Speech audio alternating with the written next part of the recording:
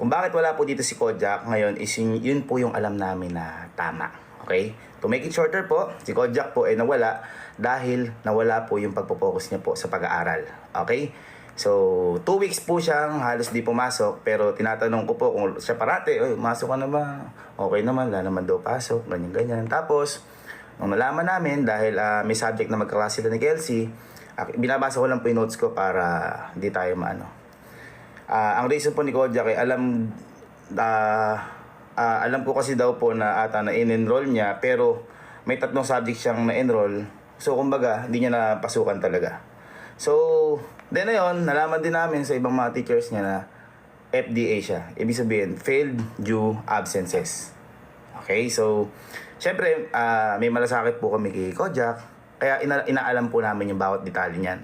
Sabi ko nga po sa inyo, sa amin nakapundar si Kojak, so obligasyon po namin si Kojak.